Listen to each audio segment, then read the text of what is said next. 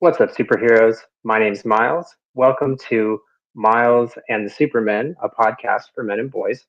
And our goal here is to start maybe a new kind of conversation about what it means to be a man in the world today. My process is to have a candid and compassionate dialogue about manhood and masculinity, and we'll hear from boys and men about their experiences, joys, struggles, um, growth, and all that comes along with it. Um, we'll talk about what it's like to live as a boy or a man in the world today. Let's see here. Oh yeah, we're going to learn. One of the other things I want to talk about is I want to talk about the role of men around the world, and also through past, present, and maybe a look at what manhood means in the future moving forward. Let's see here. Oh, not only we're going to speak with men and boys, but we'll also be speaking with other people who don't identify as a man or a boy. But we'll be hearing from all kinds of voices, including from women and from non-binary people, people from all different backgrounds. Because for one, men exist in all kinds of different spaces and in all kinds of lifestyles and different aspects of the world. So the experience of what it is to be a man in today's world is really dynamic, right? Um, and at the same time, other people experience men. Other people who are not men have an experience with men, and getting that perspective on the outside is what gives us the clarity that we need to, to gain real, true perspectives, so that we're not deluding ourselves or missing big parts of the picture because we got blind spots that go unchecked and things like that. And the goal here is that when all of us are elevated, educated, and empowered to be our best selves, then sort of two kind of really cool things happen. One is that we each become like a healthier, happier, stronger version of ourselves. But more importantly, we also become kind of unstoppable together. And so, from one man to other men out in the world, um, we gotta. There's the world's kind of a mess, and we seem to be having difficulty coming together to get things done and clean things up. And so, I wanted to maybe start a conversation, see if we can get a little more insight, build a little bit of a connection together. I want to build brotherhood with you. I don't care where you're from. I don't care, what your background is. If you identify as a boy or a man, I want you here experiencing this with us, right? The conversation here has to be moderated. We need to, part of what I feel like being a man involves is being respectable, right? We have to be respectful toward one another, and that is a respectable way to be. So when we respect others, then we receive respect, right? And we're allowed to use our voice in the space, but we protect the space. Excuse me, my dogs. I got dogs too. Is it time to go outside? All right. So while we're thinking about the way we show up for the space, I'm gonna go let the dogs in. All right, good dogs. Let's go outside.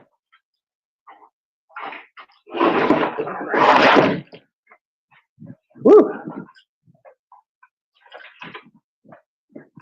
And that's sort of the nature of this podcast, right? Like there's never a good time. You don't really feel like you're ready. I didn't feel like I was ready to start this conversation.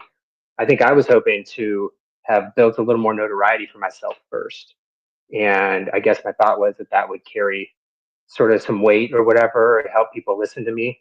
And I've sort of pivoted. So now I'm showing up with the intention to create a space where we can have real dialogue and treat each other like human beings and examine the role of manhood and the element of masculinity, explore those things in a way that gives us clarity and in ways that can make us feel better about ourselves and more controlled within ourselves. More self control, because the more self control you have, the more you can write your own story.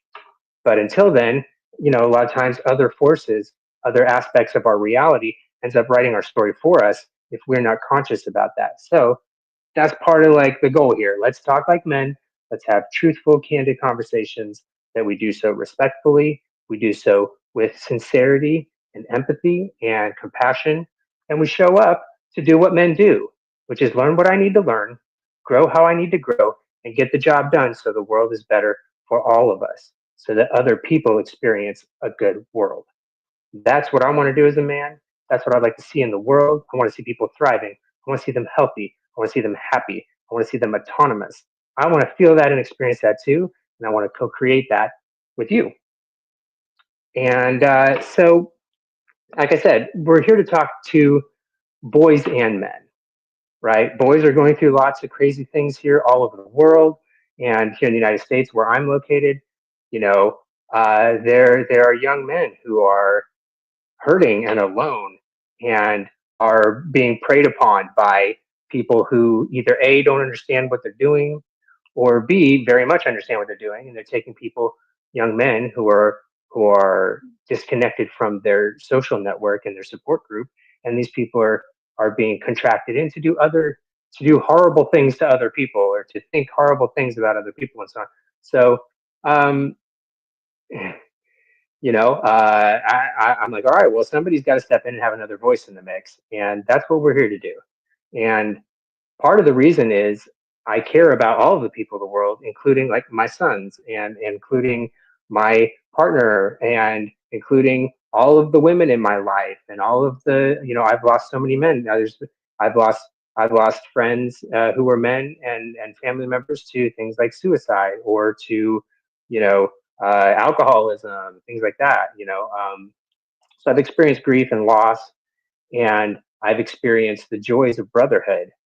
And I think that if we're able to start really building something together as men in the global community, so I'm talking to men everywhere.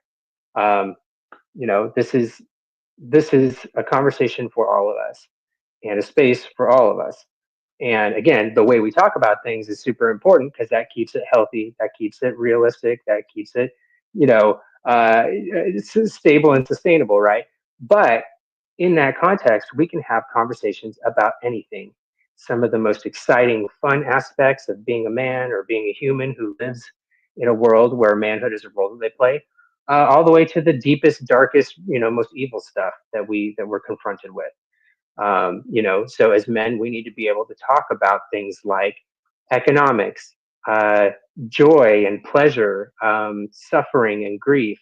We need to be able to talk about things like school shootings and police shootings, and we need to talk about genocides. They're happening all over the world, and some, and it's a common things happen throughout history. And there have been a lot of men who have been driving these actions, so we got to grapple with that. We got to be able to talk about these things. We got to talk about what loneliness does to us. We got to talk about how we take control and we start reaching out with one another. And when we do that with kindness and compassion, we don't try to take on the world by ourselves. We don't try to go out and do a violence to try to like change the world. We start connecting with other people and we feel, oh, you actually don't need to do that to go change the world. That isn't what changes the world into something you want.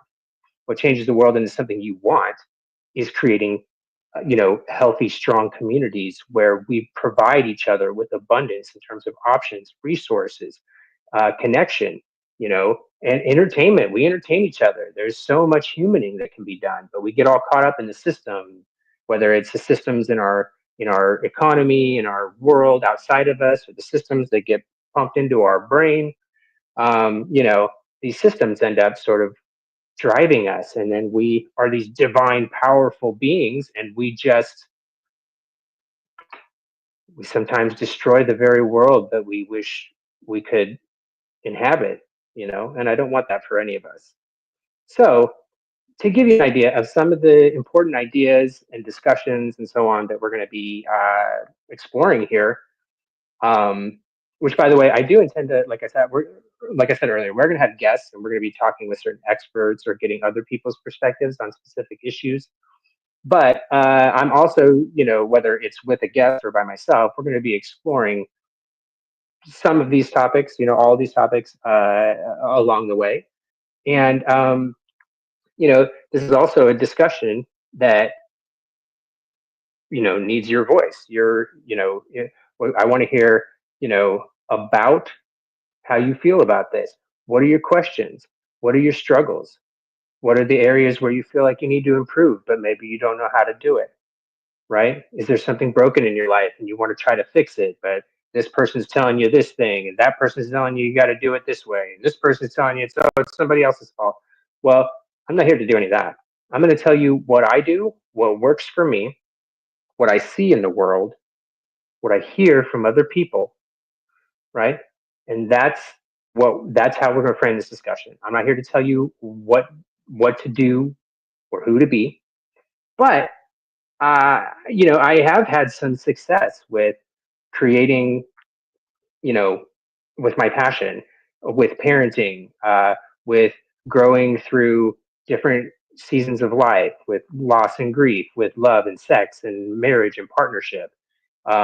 I've got a business degree. I produce music and am multi instrumentalist, and I sing, and I can hold my beer and my liquor, and I can fire a gun, I can dance, I can do all kinds of stuff. You know what I mean? I take care of my dogs, I love my dogs. So I'm just like another guy, just like you, right? That's my kind of what I'm trying to get at. Like by whatever measure we measure men, I'm just like one of them. I'm not, anything special in any particular regard. I identify as a cisgender, straight, heterosexual, white American man. Like that's the what I you know the pieces I'm working with, right?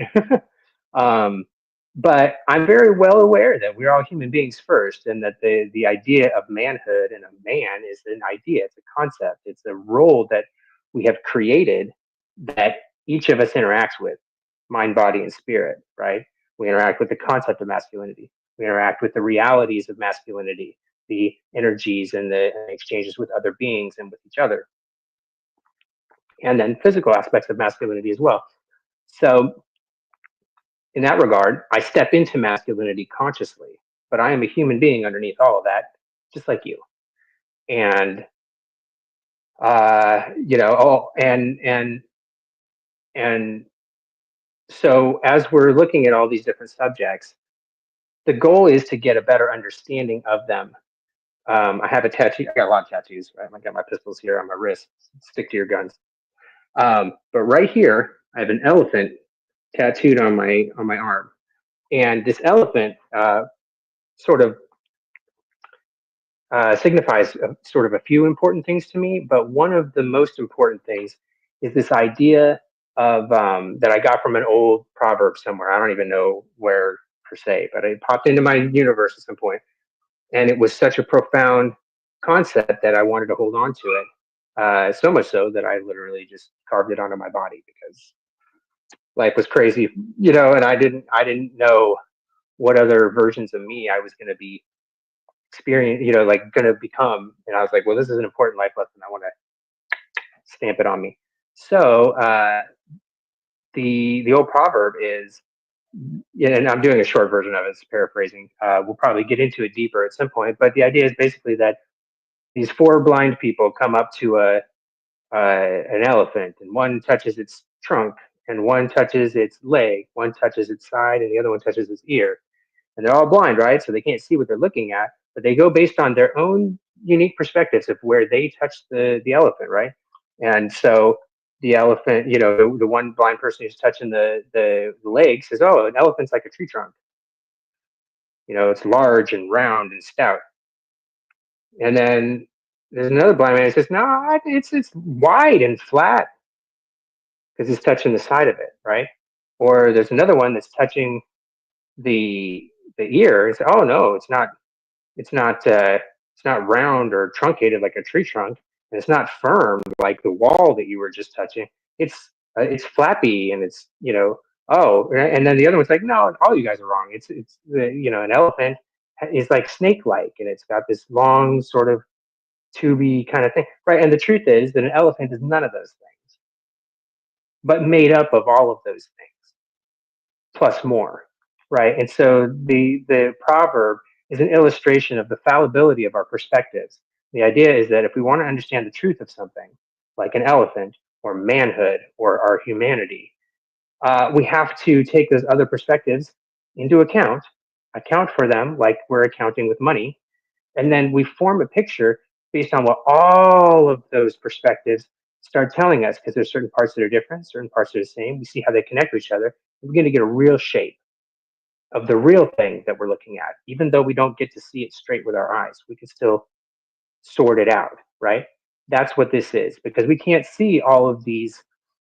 We can't see economy or love or hate or violence. We can't see that.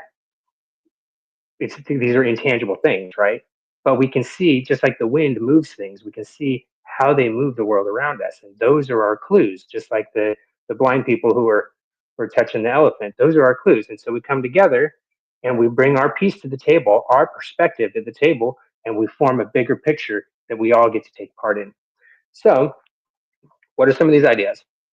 Well, first one that I have up here that we're going to be talking about, and again, this is not necessarily today. I'm giving you guys a rundown, a little bit of like what we're doing here, why we're doing it. I'll give you a little more info on me before we finish up for today. But I'm going to be doing these podcast episodes regularly, and so we'll tackle like a different subject, or have a different interviewer and talk about a subject for each episode. So this is kind of some of the stuff you can expect. I may do all of these. I may do some of them, or and think of other ones or whatever. We'll find out. So this is kind of what we're in for. So the first thing I have here in my notes is the way we win matters. That's my catchphrase. That's my motto, if you will. And in the world that we are trying to build, we're watching the old world crumble, and the machines are hurting, the machine, as it were, the big machine, the matrix, sort of crumbling and lashing out and really hurting people and showing the uglier sides of our humanity, and so one of the things I've sort of really learned over the years is, as I'm watching, we fight all these battles and we have all these struggles and so on, and it seems that one of the big lessons is that if you want to build a better world, the way we win matters. It does. You can't just willy nilly cut down human beings or cage them, or or take their autonomy away from them and expect a new world to emerge from that. It just doesn't work that way. And so, if we want to be men and think with the maturity and the wisdom of men, then that means we have to understand that it's not enough to win. The way we win matters. So we'll dive into that at some point. Another thing I'd like to talk about is call in culture versus call out culture. And if you're not familiar, call in culture is this idea that if we're trying to hold each other accountable in community, let's say as men, and I see that, maybe somebody's doing something that's harmful to them or to other people or whatever, instead of calling them out in front of everyone, instead we say, all right, well, let's go and we'll touch base with them behind the scenes and say, hey, pull them aside. Like, hey, man, I see that there's a challenge happening here. What do you need? What are you trying to do? And how do we get you what your needs are, or get what you're trying to do, provided it's not something that's harmful to everyone. So it's something that's not about shaming people publicly or pointing fingers or identifying the villain. It's none of that. It's about saying, hey, you're a human being and you're doing something that's kind of disruptive. So I'm here to help you find a way to get what you want and need without being disruptive to other people. Right. So there's compassion and at every stage, right? And this call in culture also gets the better results that we want, right? You want there to be real change. The idea is to have peace that other people experience. You can't just be like, I killed everybody, now there's peace. That's not how it works, right? Peace is something that we all have to agree is happening. And if one person is, violating the peace, then peace has not been restored until we get that resolved. And it has to be resolved peacefully, right? So that's the real challenge I feel as men is to resolve problems and not do the shortcut, not do the cheap thing, not do the impulsive thing, which is to get frustrated and lash out. I get it. I get it. I have pistols tattooed on my wrists. I get being frustrated. I get being angry. I get wanting vengeance. I feel it. I get it. I'm right there with you. And yet, it doesn't get the results that we want. So it's a poor tool.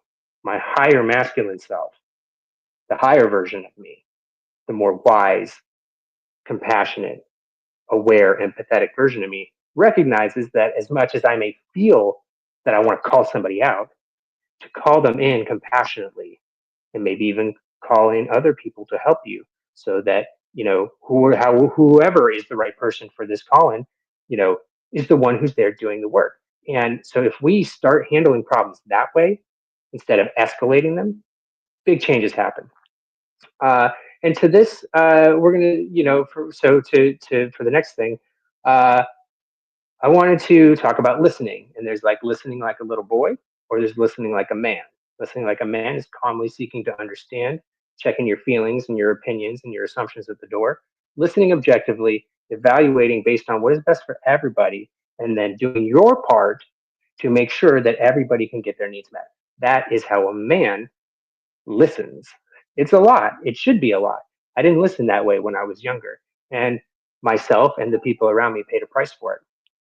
So listening, I think, clearly and intentionally without any attitude, no assumptions, no nothing, that is a way of showing respect, right? It's sort of like hearing, but minus judgment. And you get this thing that is actually listening, which is, I mean, you got the intent to understand. It has to be woven in. You can't bullshit. And I will cuss sometimes. It's for men and boys. But frankly, if little boys are going through things like, you know, intense bullying, school shootings, some are being locked in cages at the border. There's children in Gaza that are being destroyed, literally just wholesale on the internet. Just we're all just watching it. So it's okay if we hear a few cuss words. I think little boys will be all right if they hear a few cuss words. I don't think that's really going to be the problem here. If anything, I want to be able to talk with boys and men about how we feel about these vile, awful things that are happening. And when we listen to understand, we can start getting a real handle on the problem and find ways that we together can execute solutions. Another subject we're going to explore is masculine versus feminine, and through the lenses of mind, body, and spirit, right? So it's actually something I have a superhero toolkit series to sort of like personal development, personal transformation, how to unlock your superpowers, how to discover and unlock your superpowers. So elsewhere on my channel, I've got that going. I got 2 episodes in. We're going to be recording more as time goes on, but for budgetary reasons, I've had to slow down on some of this. But we have an opportunity to have, so like those are more sort of me going through what do we mean by mind, body, and spirit? What do we mean by truth, love, and humanity? What do we mean by masculine and feminine, right? So I'll be doing sort of more video essay kind of stuff with that. But for the podcast, we're going to be exploring it more in a conversational context, conceptual.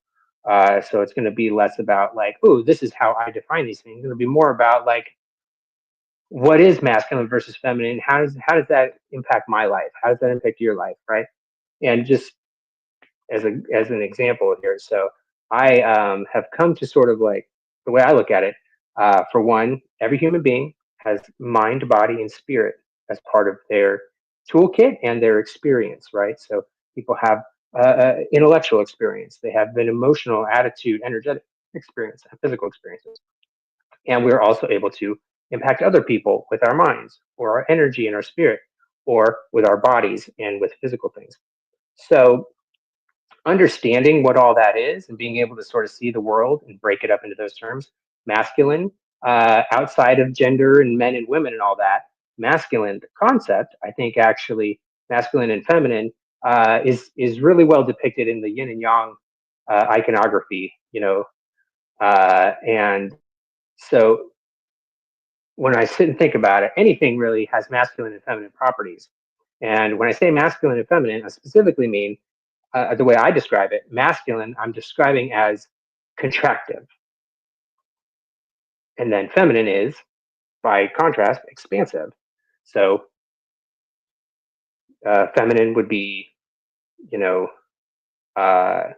breathing in, because the lungs expand and take in, right? And then they contract and the air goes out, it expels things. So feminine is, the complete feminine end of a spectrum of thing is just chaos, you know, total possibility, no clear probability, right? Like an electron cloud. The electrons are nowhere and everywhere all at once within a given space. So that's the feminine. The masculine is the exact opposite, right? The masculine is the contraction of possibilities down into probabilities, down into actuality. And so we'll get deep into that. We'll have like good discussions about that. But that's the point, is that these things are more than what we think they are when we first look at them. I recently heard a good quote in like a show or a movie, and they were saying something like, "What a thing is and what it means are two different things." And I'm like, "Ooh, this is definitely that." So masculine and feminine, we're going to spend some time expanding the way we think about those subjects, and that's going to provide us with some tools to be able to understand our world better, get rid of some of our blind spots, and see other people in a much more dynamic and powerful way. Um, so for me as a father and as a man, I guess, uh, I take responsibility for everything that is in my impact, everything I can impact. That's what I take responsibility for. Um, and so for me, I approach my role as a partner, or as a parent, or as a teacher, or even as a just a creator in general. But I approach particularly with my family and my life with a what I call a gardener mentality, meaning that every human being is like their own unique plant. Some of them have certain traits in common, but everyone is a little bit unique. They all have their own personality. They have certain kinds of needs, and so as a partner, like a husband or as a dad, I seek to recognize the needs of those in my care, including my dogs, right? So I seek to recognize their needs, and including my own, and nourish those needs in the same way that a gardener nourishes their garden. And just like with a garden, you get fruit bearing, you get abundance that comes from that. There's herbs, there's seasonings, there's fruits, and there's vegetables. You can grow and create abundance and life and have it thrive and do well if you cultivate it like a caring gardener. And so I think that that's my approach as a dad and as a man out in the world, is that I'm here to be a good gardener. Another thing is that, so this one is a little more existential. This is less specifically about being a man, more just a human thing. But we can't erase things from existence, right? You can't undo a thing that's already happened. You can try to correct it, or you know what I mean, but like you can't go back in time and unclose a door, or unshoot a person or something like that, right? So it seems kind of simple, and maybe something you might take for granted, and this is why I think it's worth pointing out and talking about, is that we cannot erase. We can only create in our lives, in the world, in the universe. So be very careful what it is that you're creating. That's what I like to do, because when I was younger, I would create situations, I would create music, I would create all kinds of things. And some of them were great, and some of them were in accordance with what I wanted. And some things I was not being super mindful about what I was creating. The experience I was creating for other people. Like, what was their experience of me? I didn't even think about it. And as a result, I I often found I created experiences that didn't make me happy or feel good about my life, or just didn't move me forward. And so it wasn't bad. I was just floundering when I didn't have to be. So being mindful about the power that we have to create, and remembering always you can't take anything back. You can't unscramble that egg. And so part of, I think, manhood versus boyhood is recognizing that. And you can learn it as a boy. You can grow into manhood very early in your life, or you can grow into it later. And that's why this is kind of for everybody, right? Um, We have to have some other conversations that I think may be a little more challenging, but I swear will be more enlightening and healing in the long run. For example, we're going to have some serious conversations about race, racism, systemic racism, historical applications of racism across the globe, how that affects our manhood and our masculinity, how it's informed by our manhood and masculinity. And we got to get a real good handle on what all that means. There is healing to be done. There's growth to be done. There's reparation to be done. There is there is joy to be had together. And breaking down the barriers that are preventing us from doing all this together is going to be a really, really important piece of this journey. Uh, On to other things like parenthood, right? We could talk about blind spots. We could talk about war.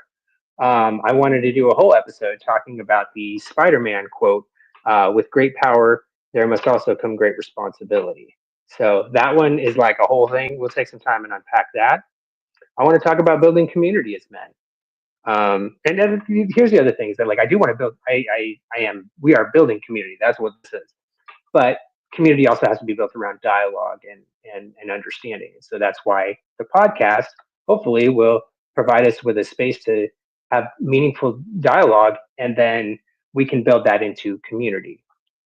Um, and we got to talk about what does community look like? What does it not look like? What does it look like when it's healthy and when it's thriving and doing well? What does it not look like? You know, what does it look like when people aren't doing well, when community is not serving its purpose well? We got to understand that as men and be able to get our eyes on the problem and have be on the same page about what solution we're trying to bring about, because then all of our different perspectives become an advantage. Um, and what does community mean in other places across the world right now and across time?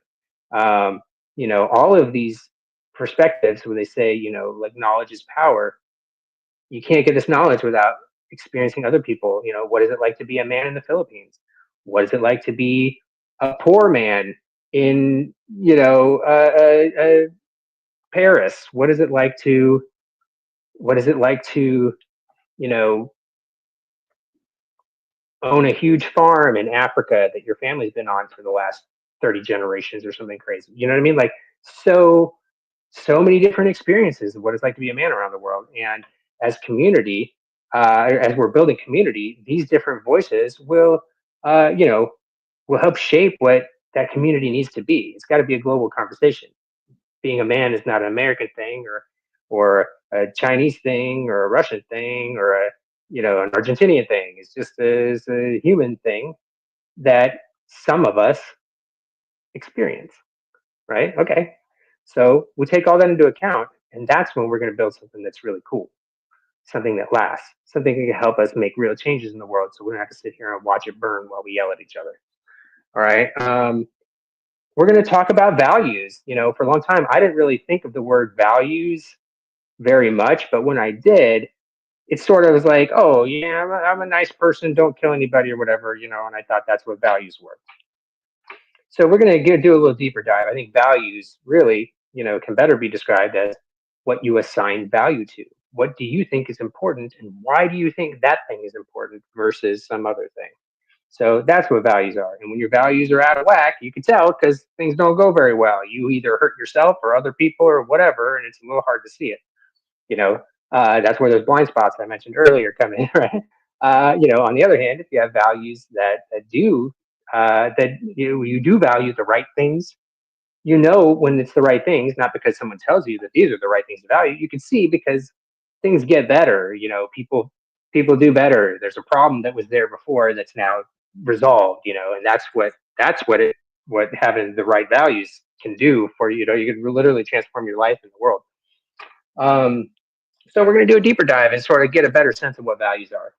We're going to have to talk about gender. And I wouldn't even say have to talk about gender. I would say we're going to start, you know, because I say have to, I think because I anticipate that there's sensitivity around the issue. But frankly, we get to talk about gender because, and this is something that, you know, people who have more experience with the fluidity of gender will tell you is that these roles like man and woman can have advantages when we're trying to do something like build brotherhood or sisterhood with one another.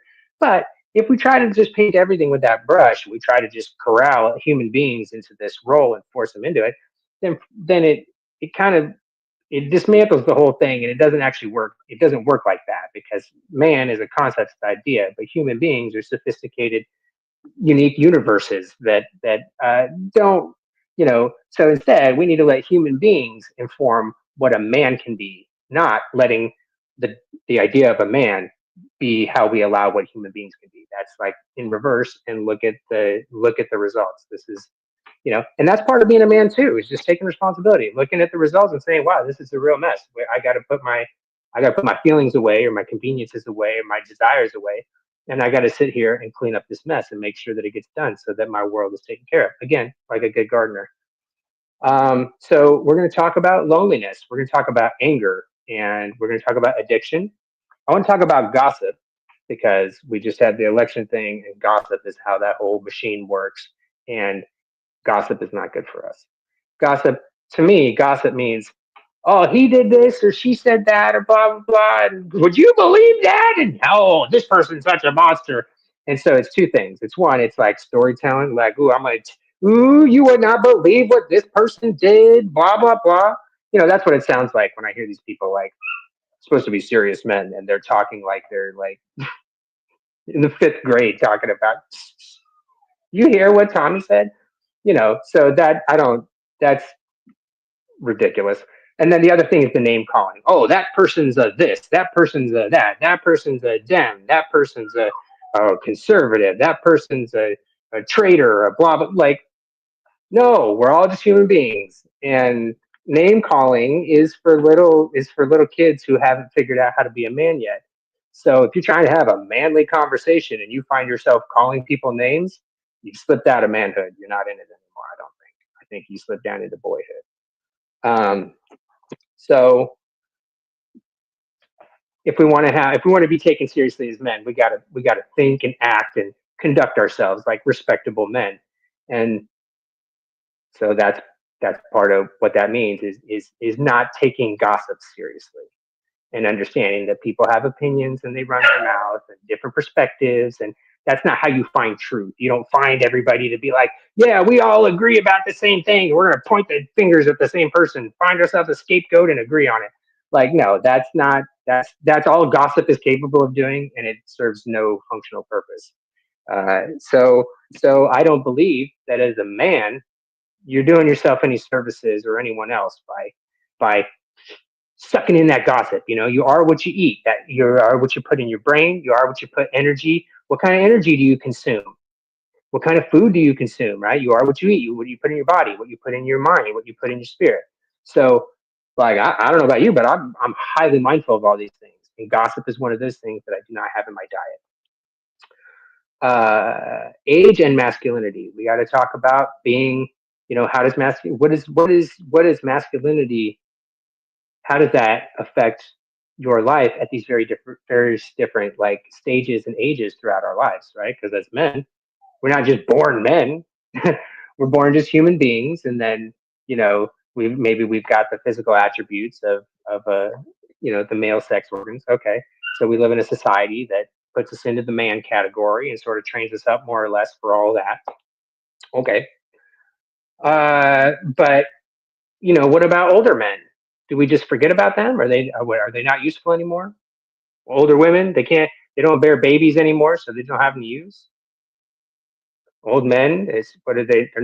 They can't lift up a car like they could when they were 20. So what are they good for now? Like, I don't know. We got to answer these questions, and we got to have compassionate, intelligent, rational answers for them. So we're also going to look into things like the wealth gap, and classism. How are they informed by masculinity? How can masculinity and men address these problems? And they are dysfunctional problems. Again, you can see for yourself.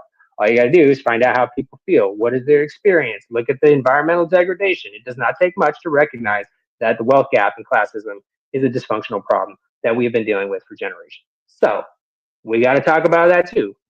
Let's see here. Homelessness, and connected with that, veterans, and the trans community.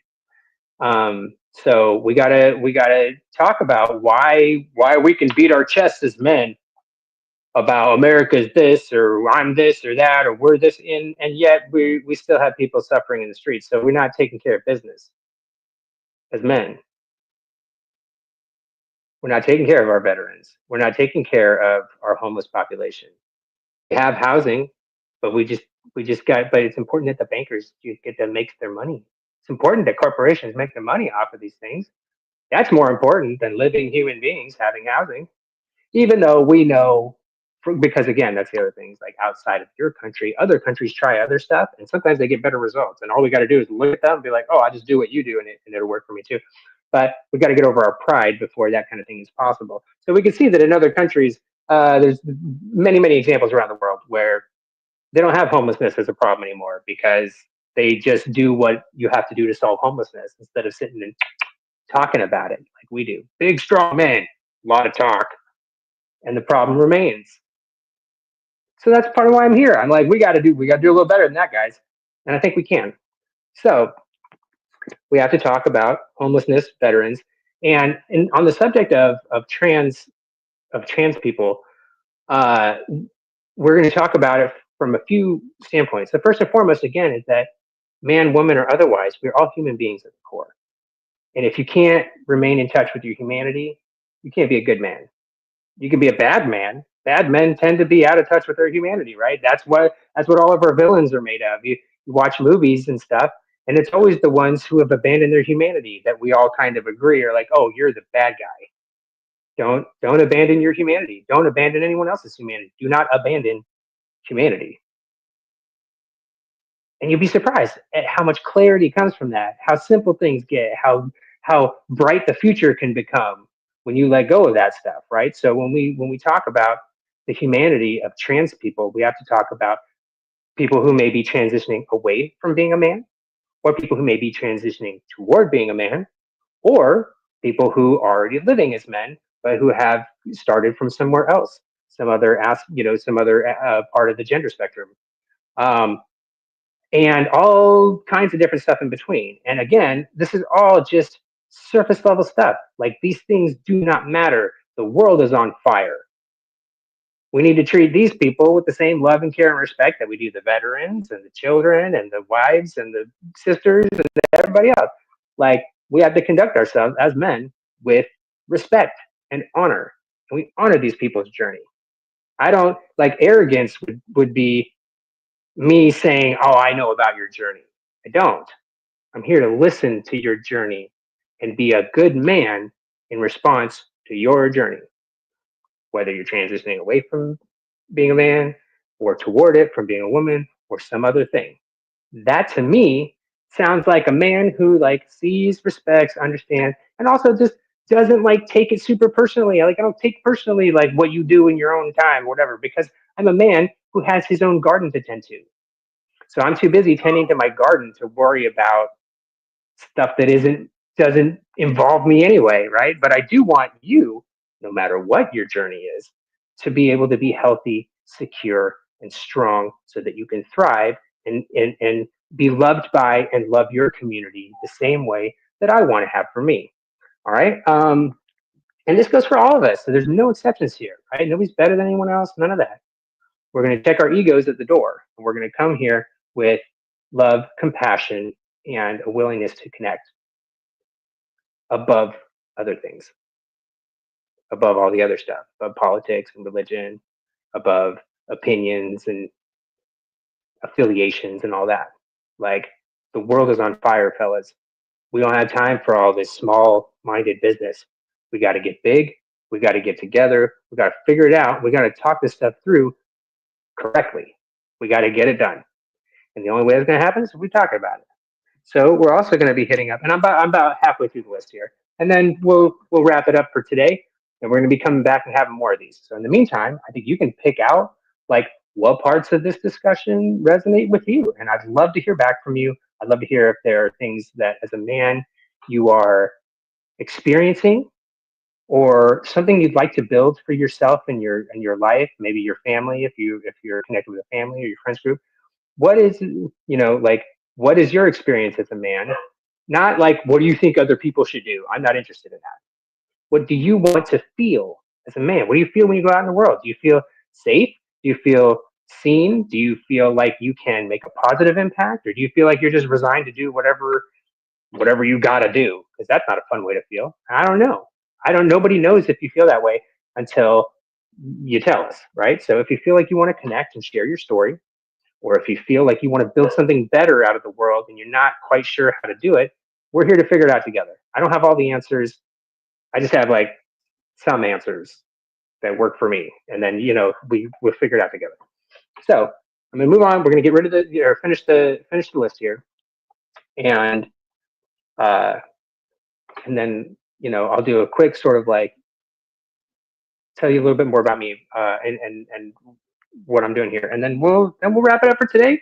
We'll sit and marinate on it, and we'll be back in like a week or two. I haven't quite sorted out how often I'll be able to do these, but no less than 2 weeks. Maybe next week if I can wrangle it. So, um, another thing that we got to talk about is colonization. It's something that has touched every part of the world and something that affects us right up to this very moment and has been a big part of our human history for a long time. And frankly, it's been a big part of men's history for a long time too. So we got to talk about that. We're going to talk about sex and intimacy. We're going to talk about religion, spirituality, and belief. We're going to talk about capitalism. We're going to talk about partnerships. We're going to talk about friendships. We're going to talk about indigenous men and their masculine experience. Something I know nothing about, right? um, we, there's a couple other things. Like, I think that it's important for us to make sure that our actions and our words are aligned always. So we're going to explore what that means. And, for me, that can be summed up as the word integrity. But that's what integrity is. It's when your words match your actions. So you can have integrity and just be a terrible person. Integrity doesn't just mean you're good. It just means that you're consistent. You are who you say you are, right? You're not lying to yourself. And you're not lying to other people. So like Thanos. Thanos is wrong and a bad guy, but he's got integrity. He's consistent. He's, you know, so he is who he says he is and doesn't pretend to be something else or doesn't, whatever. So integrity. And integrity is powerful. It's part of how we get stability and consistency. If you can't have integrity, you cannot have stability. And if you can't have stability, you can't have consistency or sustainability. So it all starts with choose who you are and be true to that person. And if you don't like that, then change who you want to be, and then do that. But if it's all about getting mine at the expense of somebody else, there's no integrity in that, right? And so it's not going to go well, and you'll end up doing more damage than you could even benefit from.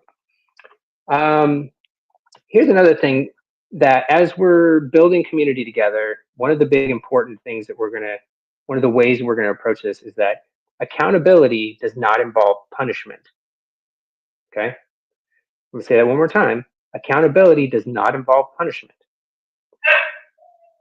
Oh, there's the dogs again. Now I got to let the dogs back in. Be right back. So before I do that, I'm going to say accountability is simply taking account of all of the available information in a deliberate, objective analysis.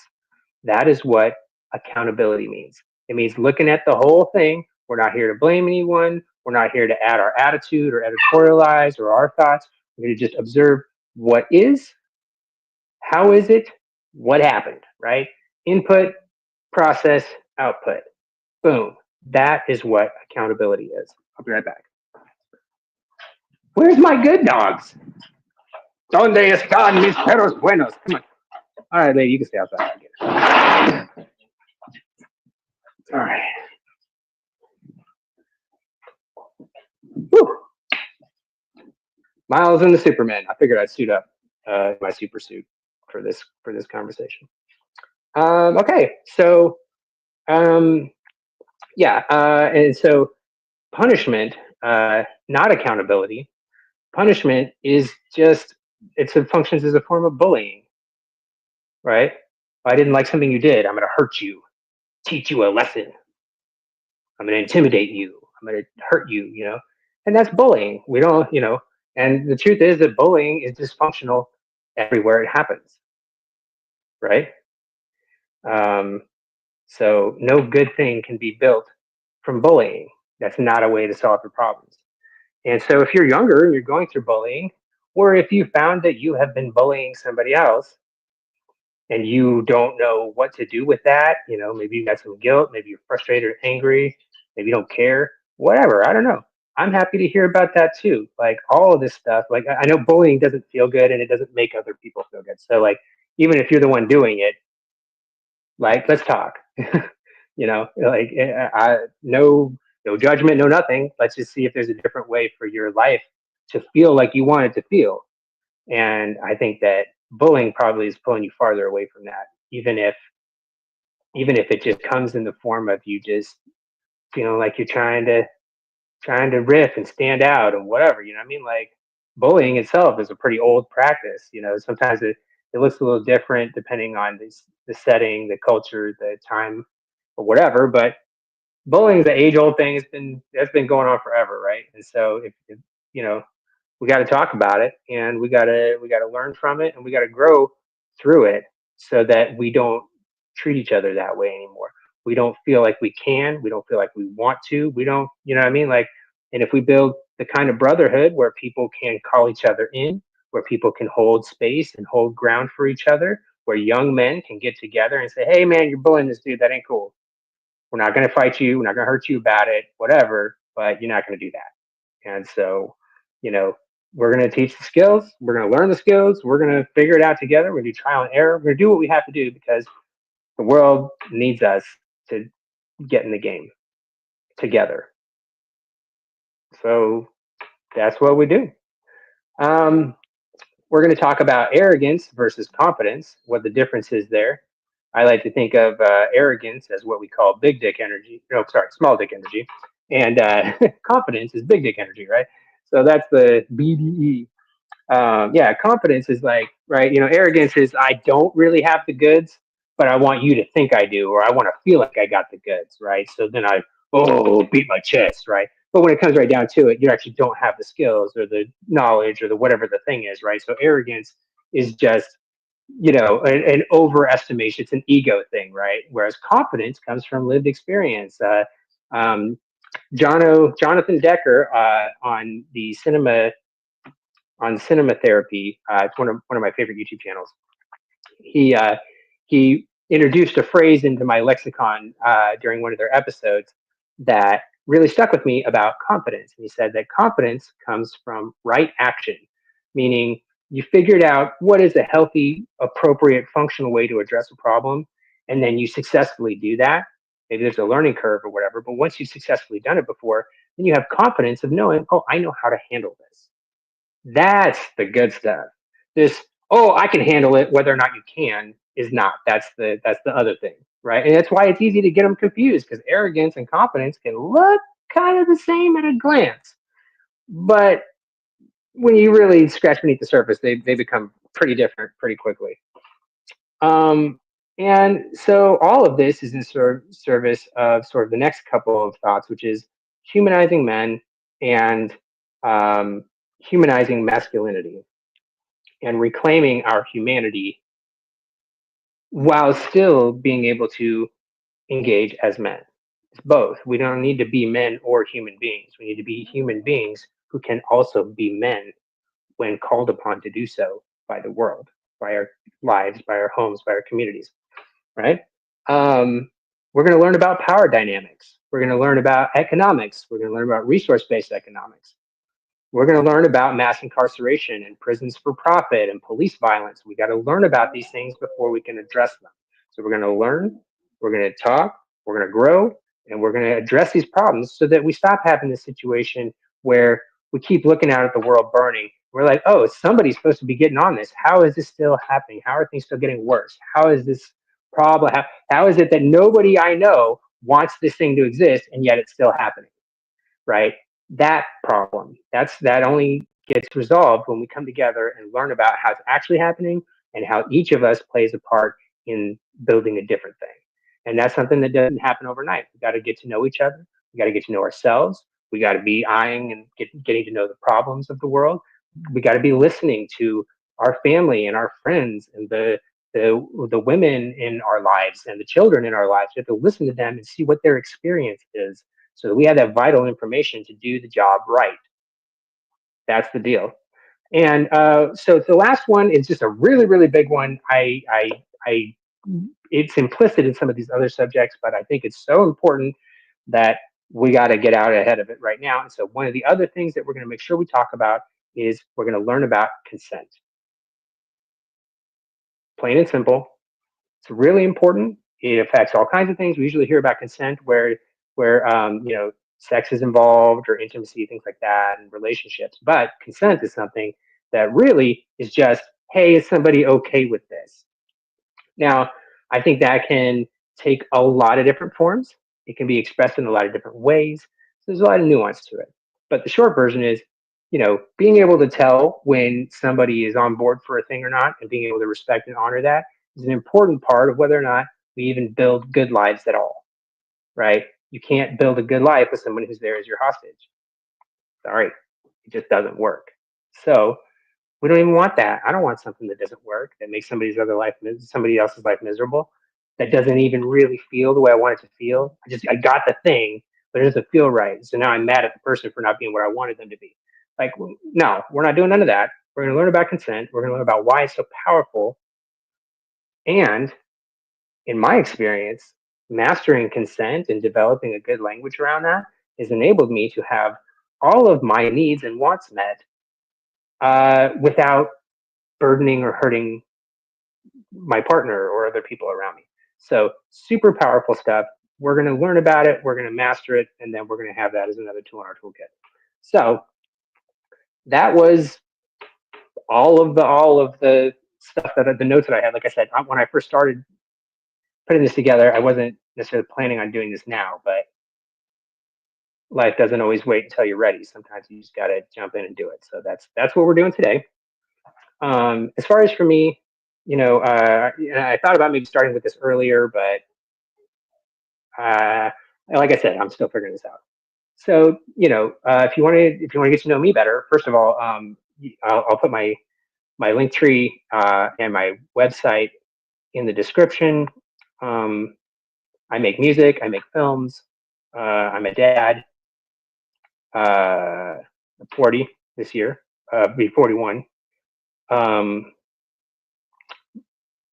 I love I love movies and music and women.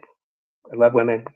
I love sports, and like when I was growing up, I was a big Denver Broncos fan. Orange and blue represent. Um, and yeah, so I grew up like watching John Elway. Um, I've always had dogs, although I really like cats too. Um, see here. I've been through all kinds of different relationships. I've had a lot of grief and loss. I've lost some of my best friends. I've lost people for a lot of reasons, not just death, but definitely that too. One of the biggest ones for me, the biggest one, for being honest, is my mother. She died back in 2007. I was about 23 at the time. And she and I had kind of gone through a lot of stuff together because when I was little, when I was born, I had birth defects, and so I had to go through surgeries off and on throughout my entire childhood, essentially. And so I spent my whole childhood kind of fighting for my life, and my mom was largely like the one person who was by my side for all that. Not that I didn't have support from other family and dads and stuff like that, but ultimately she and I kind of went through it together. So in a lot of ways, she felt like a war buddy to me, and her death really that was a big loss. I took a hit on that one. So we're going to be talking about all this stuff. I've been bullied before. I've bullied people before. You know what I mean? Like I just got a lot of life experience, I guess is what I'm trying to say. So, and I'm happy to share a lot of my stories and help teach and grow and learn with it. And this is my invitation to you to join in on that process. Whether you just sit and watch and listen, whether you comment, whether you end up, you know, being somebody who we talk to on the show or something like that, or whether you just take some of these ideas and you just evolve what you're doing out in the world, and you get better results. Like all of that is great. But ultimately, my goal is to hopefully like build a community out of this. I'm going to start with a conversation and build into a community, and then I'd love to see men all around the world joining up and just doing cool stuff together. I work in arts, athletics, academics, and allyship, so we can bond as men over any of those things or all of them, and so that's the point here, I guess. Um, Thank you for taking the time to sit and listen to this whole thing. I'm excited to jump in to subsequent episodes, and we're just going to work it out as we go. So uh, that's that's it. My name's Miles, and welcome to Miles and the Superman, or Superman. It's still new. Miles and the Superman. Welcome. Thank you for hanging out with us. We'll see you on the next one.